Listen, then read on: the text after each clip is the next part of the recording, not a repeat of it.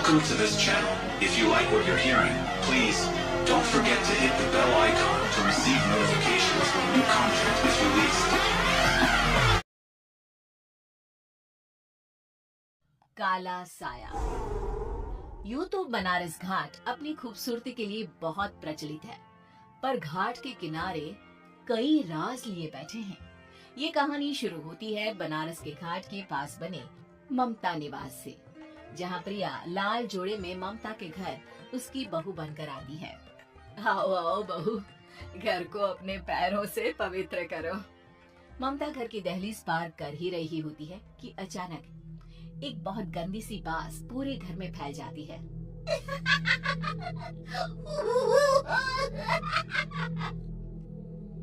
ये बदबू और ये आवाजें, ये कौन हंस रहा है माँ? अब ये पड़ोसी ना हमारे थोड़े अलग से है। कहाँ हम शाकाहारी और ये मांस मच्छी खाने वाले। छोड़, तू ध्यान मत दे और गृह प्रवेश कर। और हाँ बहू, अपनी सास की एक बात हमेशा याद रखना, इन पड़ोसियों से तो कभी बात नहीं करेगी। अच्छे लोग नहीं है ये। अपनी सास की ये बात मानेगी ना बेटा? हाँ माँ, जो आपकी मर्जी, मैं उनसे बात नहीं करूंगी। अगले दिन प्रिया अपनी पहली रसोई बनाने रसोई घर में जाती है। ये छोटी बात तो नाक में जा रही है। एक काम करती हूँ, खिड़की खोल देती हूँ। प्रिया खिड़की खोलने जाती है। इतने जाले, लगता है इस खिड़की को कभी खोला ही नहीं गया। पर ऐसा क्यों? ओह, नॉनवेज की स्मेल आती होगी ना। 2 मिनट के लिए खोल लेती हूँ, फिर बंद कर दूंगी। प्रिया खिड़की खोलती है। खिड़की खोलते ही उसकी नजर सामने वाले घर की खिड़की पर पड़ती है, जहाँ एक लड़की खड़ी होती है। हाथों में मेहंदी, लाल रंग की साड़ी, बिल्कुल सजी धजी, मानो प्रिया की तरह ही वो भी नई नवेली बहू हो। वो प्रिया को देखकर मुस्कुराती है। हे भगवान, माँ ने तो इनसे बात करने को मना किया था। प्रिया फौरन ही खिड़की बंद कर देती है और तवे पर चढ़े रोटी की ओर देखने लगती है, पर वहाँ रोटी न होकर मछली पड़ी होती है। ये क्या? पहली ही रसोई में इतनी बड़ी गलती। हे भगवान, अब मैं क्या करूं? प्रिया बहुत डर जाती है और फौरन रसोई की सफाई करने और फिर सभी के लिए खाना बनाने लग जाती है। जब वो सबको खाना परोसती है, सब तो ठीक है, मैं बेकार में चिंता कर रही थी। हे भगवान, ऐसे ही बस अपनी कृपा बनाए रखना। रात के वक्त जब सब सो रहे होते हैं, तब प्रिया को पायल की आवाज सुनाई देती है, जिससे उसकी आंख खुल जाती है। ये पायल की आवाज कहाँ से आ रही है? प्रिया उठकर उस आवाज के पीछे छत की सीढ़ियों तक जाती है। तभी उसे बच्चे के रोने की आवाज आती है। प्रिया छत पर जाती है तो क्या देखती है? वही लाल साड़ी वाली लड़की अपनी गोद में एक नवजात बच्चे को घुमा घुमा कर सुला रही है। तभी प्रिया की नजर उसके पीठ पर पड़ती है। ओह गॉड, ये तो प्रेग्नेंट भी है। सुनिए, बच्चा सो नहीं रहा है क्या? मैं कुछ मदद करूं?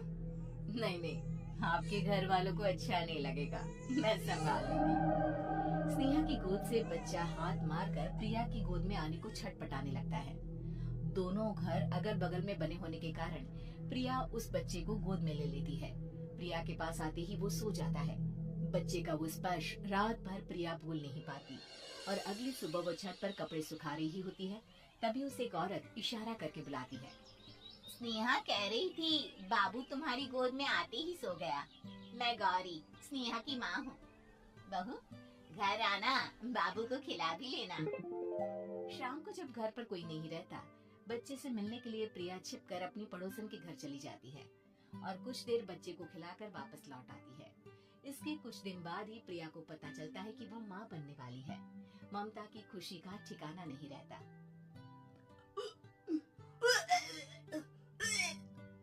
माँ जी, पता नहीं क्यों उल्टी आ रही है।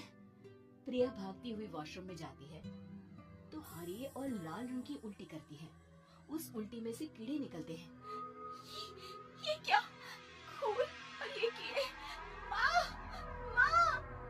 प्रिया की आवाज सुनकर ममता दौड़कर आती है, पर बेसिन में कुछ नहीं होता। प्रिया हक्की बक्की रह जाती है। ये सब क्या हो रहा है? प्रिया घबरा जाती है और अपने कमरे में जाकर सो जाती है। डर के कारण वो इतनी थक जाती है कि उसकी आंख लग जाती है। तब उसे ऐसा लगता है उसके पेट पर मानो प्रिया के पेट पर एक 5 महीने की बच्ची बैठी हुई थी जो बुरी तरह जली हुई थी।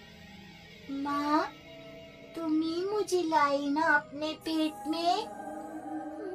मैं तुम्हारी माँ नहीं हूँ। कौन हो तुम?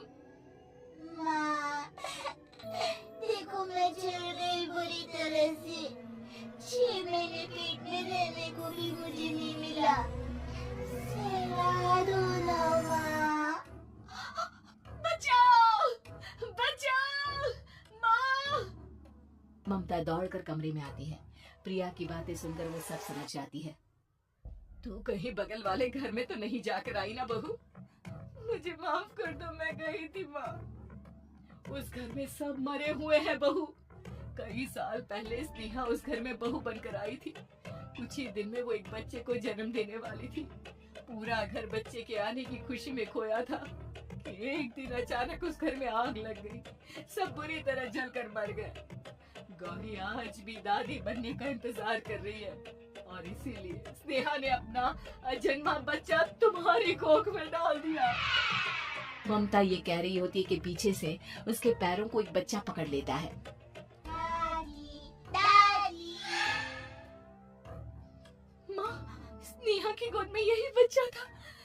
ये बच्चा कौन है फिर? तेरी मौत है। तेरी भी दादी। जिस चीज का ममता को डर था वही हो गया। ममता निवास के ऊपर मौत ने चादर बिछा दी थी। प्रिया का पेट ऐसे बढ़ जाता है मानो 9 महीने का हो। 2 हाथ उसके पेट से बाहर निकलते हैं। बहू, संतोष को फोन कर, किसी पंडित जी को बुला बहू। प्रिया का पति भागता हुआ घर आता है। ये तो होना ही था माँ। तेरा पाप तेरे सामने आ गया तो तू सह नहीं पा रही है।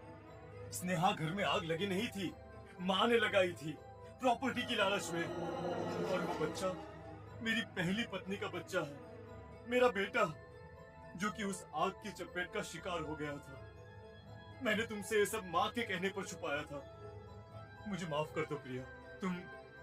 तुम अगर चाहो तो यहाँ से जा सकती हो। मैं तुम्हें किसी भी बंधन में रखना नहीं चाहता।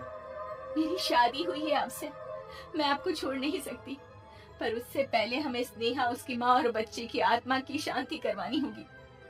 संतोष और ममता गौरी के घर जाते हैं। अंदर सब कुछ जला हुआ होता है। जमीन पर जली हुई लाशें बिखरी हुई थी। ममता रो रो कर अपनी करने की माफी गौरी से मांगती है।